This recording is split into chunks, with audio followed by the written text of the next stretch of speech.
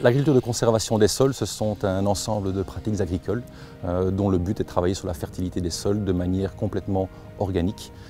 Et ce que l'on va retrouver énormément en agriculture de conservation des sols, c'est une réduction du travail du sol, une réduction de l'usage des produits phytosanitaires et une couverture de sol idéalement permanente pour éviter que le soleil tape directement le sol à nu. Donc le champ de maïs ici derrière moi, on l'a travaillé d'abord avec un strip-till, c'est-à-dire que c'est une dent qui travaille uniquement la ligne de semis.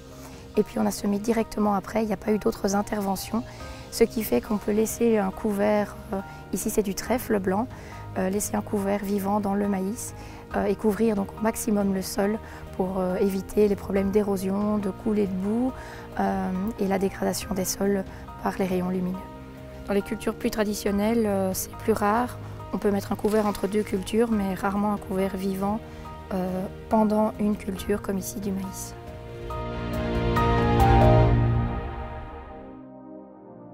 C'est plutôt moi, le fils, qui ai voulu faire cette transition en voyant d'autres exemples, d'autres agriculteurs, ou grâce parfois aux réseaux sociaux où on voit d'autres exemples, par exemple en France ou en Amérique. Donc on parle beaucoup de réchauffement du climat et donc on est partie prenante en tant qu'agriculteur à essayer de solutionner cette problématique-là.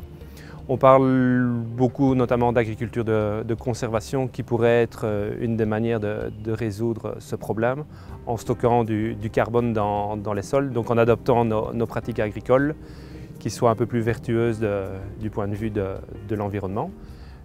Donc on a petit à petit adapté certaines techniques dans le choix des espèces du couvert en grès vert qui soient compatibles pour passer l'hiver et que ce ne soit pas un frein au semis des cultures de printemps.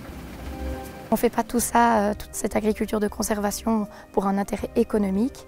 On est aussi rentable qu'une ferme conventionnelle.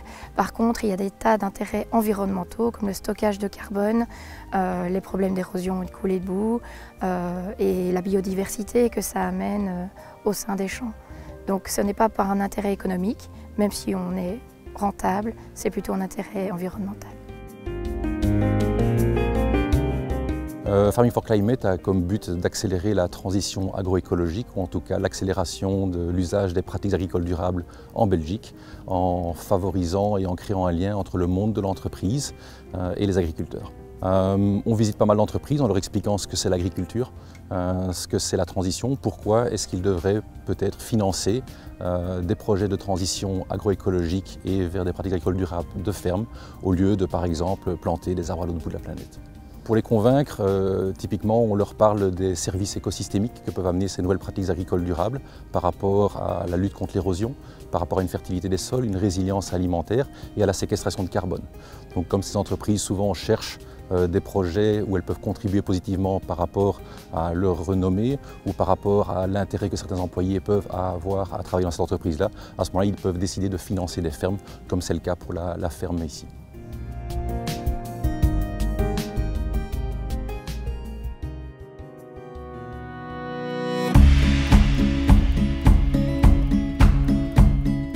L'ASCAM, c'est une coopérative agricole wallonne qui regroupe une cinquantaine de dépôts au niveau de toute la Wallonie et qui est représentée par plus ou moins 4000 clients agriculteurs.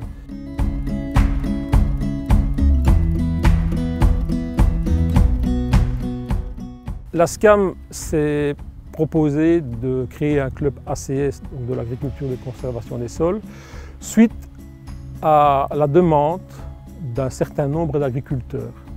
Ces agriculteurs étaient déjà dans la méthode depuis quelques années, mais n'avaient pas de repères précis.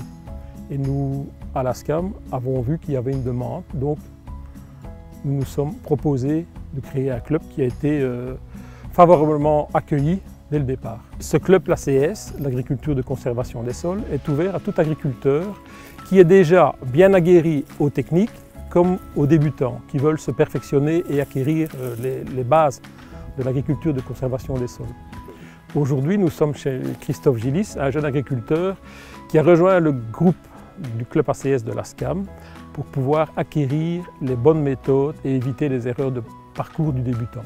Nous allons donner comme conseil la manière à suivre pour évoluer au mieux dans l'ACS, dans l'agriculture de conservation des sols.